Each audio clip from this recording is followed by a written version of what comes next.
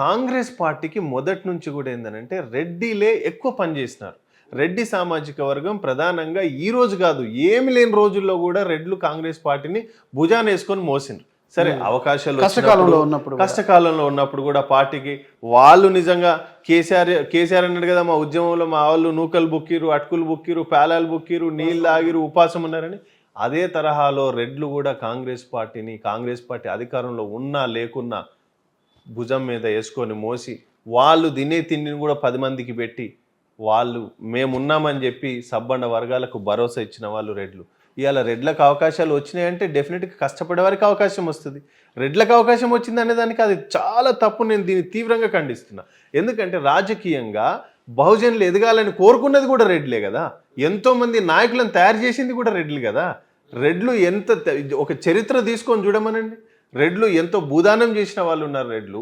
ఇవాళ గ్రామాలలో ఒక రెడ్డి కుటుంబం ఉంటే 100 మంది కుటుంబాలకు ఒక భరోసాగా ఉండేవాళ్ళు రెడ్లు. ఇవాళ ఏ చిన్న కార్యం జరిగినా వాళ్ళకు ఒక ఆర్థిక సహాయం కావాలన్నా ముందుండి చేసేది రెడ్లు.